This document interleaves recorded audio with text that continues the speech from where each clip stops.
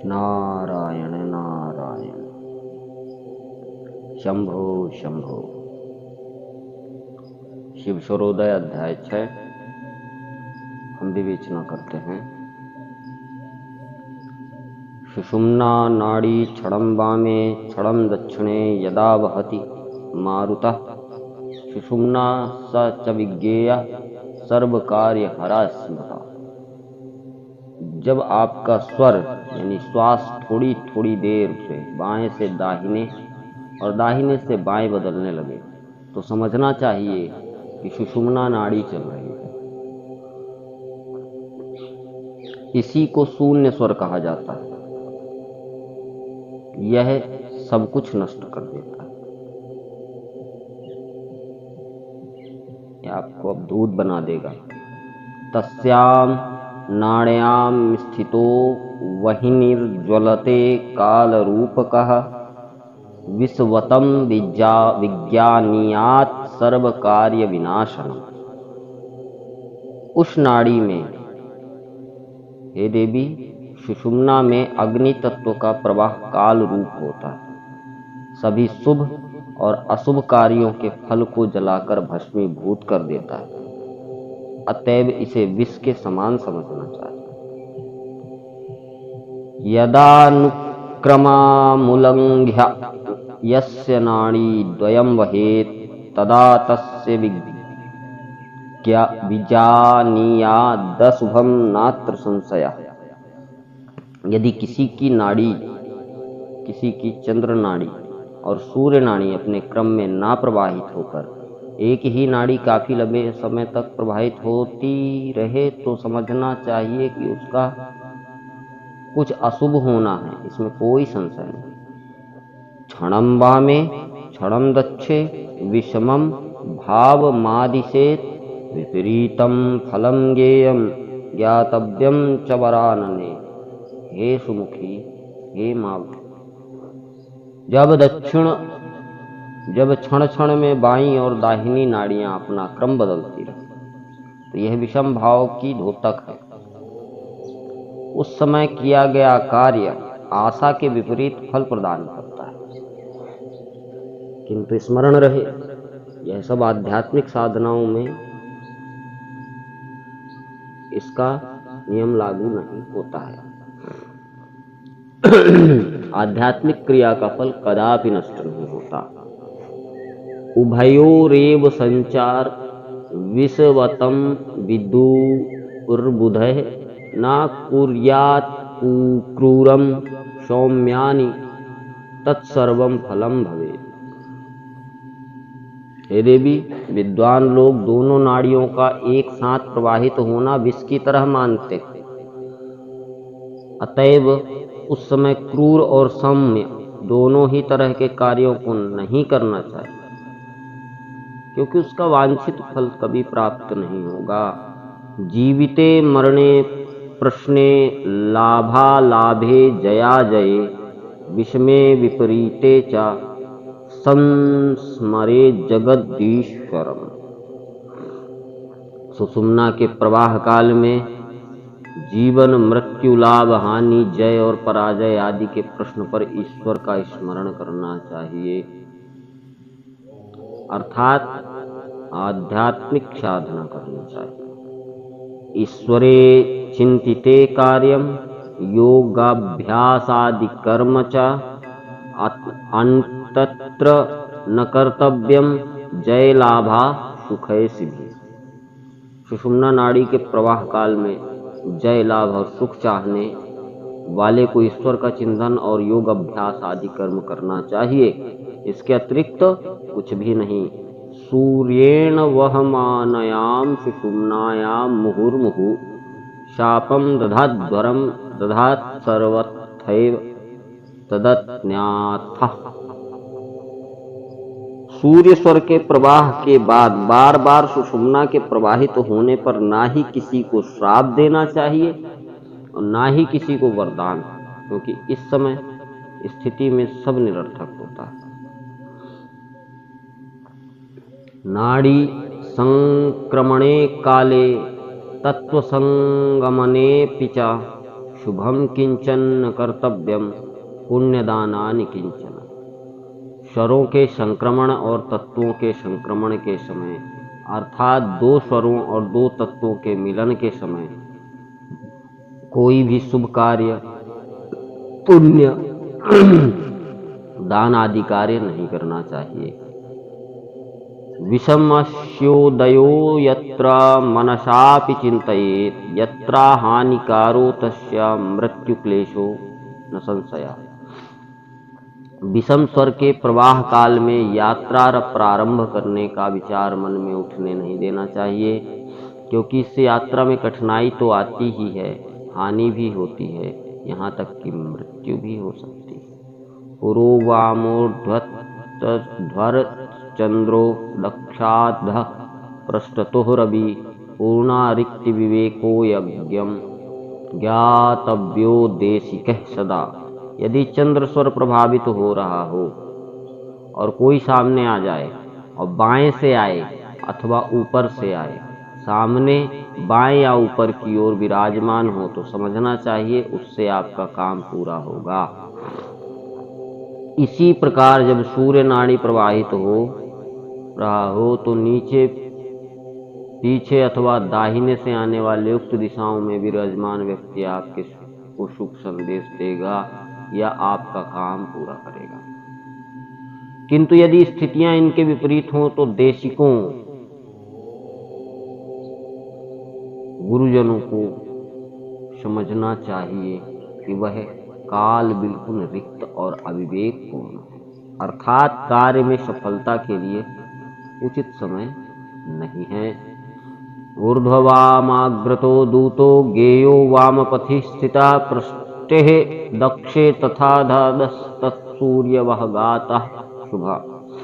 पिछले श्लोक की ही भांति इस श्लोक में भी वो ही बातें दूत के बारे में कही गई हैं, अर्थात चंद्र स्वर के प्रवाह काल में कोई दूत बाएं या ऊपर या सामने से आए अथवा सूर्य स्वर के प्रवाह काल में दाहिने और नीचे या पीछे से आए तो समझना चाहिए कि वह कोई शुभ समाचार लाया है। ऐसा ना हो तो विपरीत परिणाम समझना चाहिए। आनादिर्विषमः संधिर्निराहारो निराकुला परे सूक्ष्मे विलीयते सा संध्या सद्भक्तिरुच्यते। जब इड़ा पिंगला स्वर एक दूसरे में लय हो जाते हैं तो वह समय बड़ा ही भीषण होता है, अर्थात सुषुम्ना स्वर का प्रवाह काल बड़ा ही विषम है, क्योंकि सुषुम्ना को निराहार और स्थिर माना जाता है। वह सूक्ष्म तत्वों में लय हो जाती है, जिसे सज्जन लोग संध्या कहते हैं। न वेदम वेद इत्याहुर्वेदो वेदो न विद्यते परमात्मा वेधते न सह वेदो वेद उच्यते। ज्ञानी कहते हैं कि वेद स्वयं वेद नहीं होते, बल्कि ईश्वर का ज्ञान जिसे होता है उसे वेद कहते हैं। अर्थात जब साधक समाधि में प्रवेश कर परम चेतना से युक्त होता है तो उस अवस्था को वेद कहते हैं। ना संध्या संधिरित्याहु संध्या संधि निर्गधे विषमः संधिगः प्राण सा संधिजः संधिरुच्यते। दिन और रात का मिलन संध्या नहीं है, यह तो मात्र एक बाह्य प्रक्रिया है। वास्तविक संध्या तो सुषुम्ना नाड़ी में स्वर के प्रवाह को कहते हैं। देव देव महादेव सर्व संसार तारक स्थितम तदीय द्वितीय हृदय रहस्यम वद में प्रभु। माँ भगवती महाकाल से पूछती हैं, हे देवादिदेव महादेव, हे जगत के उद्धारक, आप अपने हृदय में स्थिर इस गुह्य ज्ञान के बारे में और अधिक बताने की कृपा करें। स्वर ज्ञान रहस्यातु न कच्चिश्चिष्ट देवता स्वर ज्ञान रतो योगी सा योगी परमो मतः। माँ बाप माता के पूछने पर भगवान बोलते हैं, हे सुंदरी, हे देवी, हे भगवती, स्वर ज्ञान सर्वश्रेष्ठ और अत्यंत गुप्त विद्या है एवं सबसे बड़ा इष्ट देवता है। इस स्वर ज्ञान में जो योगी सदा रत रहता है वही योगी सर्वश्रेष्ठ माना जाता है। जो योग के नाम पर स्वयं को योगी कह करके और कुछ भी करे, स्वयं को समाज के सामने प्रदर्शित करे, नाचे, बढ़िया कपड़ा पहने, खाए, घूमे,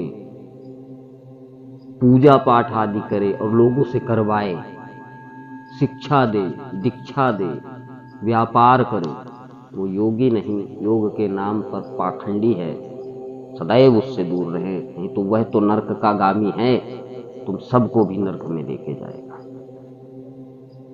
तो योग का अर्थ है परब्रह्म की प्राप्ति, ना कि बाहरी क्रिया, सामाजिक क्रिया, उसका कर्म कांड, दान, धर्म, इससे कोई संबंध नहीं।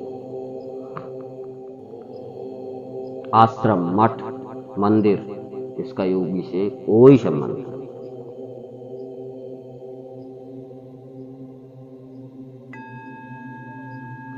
पंचतत्वाद्भवेत् सृष्टि तत्वे तत्त्वं प्रलीयते, पंचतत्त्वं परम तत्त्वं तत्त्वतीतं निरंजन। पूरी सृष्टि 5 तत्वों, आकाश, वायु, अग्नि, जल और पृथ्वी से ही रची गई है। वह इन्हीं तत्वों में विलीन होती है। परम तत्व इन तत्वों से बिल्कुल परे है और वह निरंजन है, अर्थात अजन्मा है।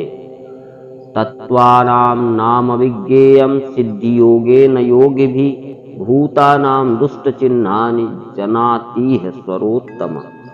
योगी जो सिद्ध योग से तत्वों को जान लेते, वे स्वर ज्ञानी इन पंच महाभूतों के दुष्प्रभाव को भली भांति समझते और इसलिए वो इनसे परे हो जाते हैं।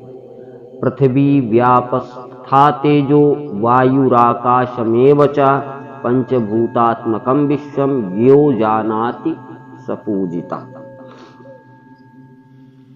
पंचभूतों से निर्मित सृष्टि को तत्व के रूपों में अर्थात पृथ्वी, जल, तेज, अग्नि, वायु और आकाश को उनके सूक्ष्म रूपों में उन्हें जान लेता है, उनका साक्षात्कार कर लेता है, उसकी पूजा होने लगती है, वह पूज्य हो जाता है। सर्वलोकस्थ जीवनान् न देहो भिन्न तत्वकः, भूलोक सत्य पर्यंत नाड़ी भेदा पृथक पृथक।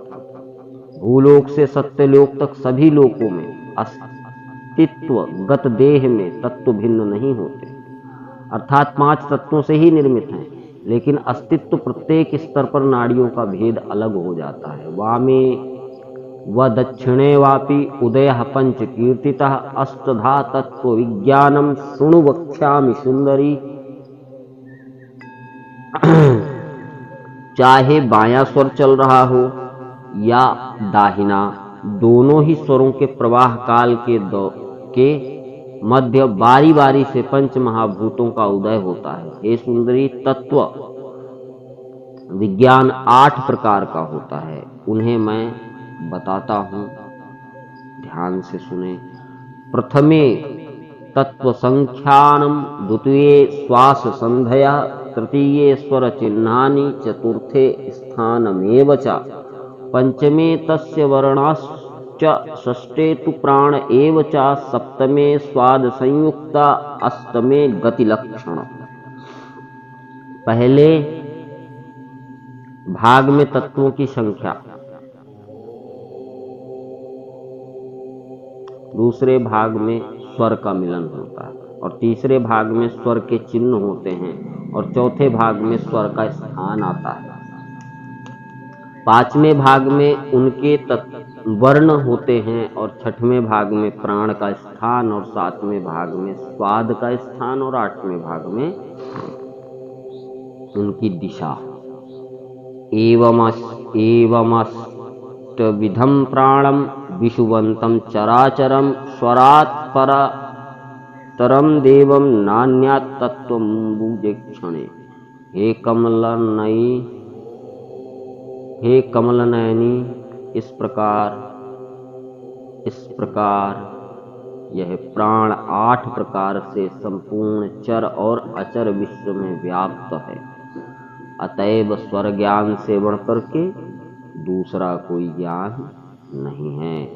निरीक्षितव्यम यत्नेन यदा प्रत्युष्य कालतः कालस्य वंचानार्थाय कर्म कुर्वन्ति योगिना। अतएव तड़के उठकर भोर से ही यत्नपूर्वक स्वर का निरीक्षण करना चाहिए। इसलिए काल के बंधन से मुक्त होने के लिए योगी लोग स्वर ज्ञान में विहित कर्म करते हैं, अर्थात स्वर ज्ञान के अंतर्गत बताई गई विधियों का अभ्यास करते हैं। नारायण नारायण नारायण नारायण नारायण नारायण नारायण नारायण नारायण नारायण। शंभो शंभो। शिव सूर्योदय अध्याय 6। आप सभी सनातन धर्मावलंबियों को हृदय समर्पित है। इसे सूक्ष्मता से गंभीरता पूर्वक सुने और इसको अभ्यास करने के लिए अपने मन को स्थिर करें। इसको सुनने मात्र से ही आप पर कुछ ना कुछ अवश्य सकारात्मक प्रभाव आता है। जो हे धर्मावलंबियों, सत्य और ब्रह्म की खोज करें। आप सभी का मंगल हो। और कोई भी प्रश्न हो तो आप निसंदेह पूछ सकते हैं। नारायण नारायण।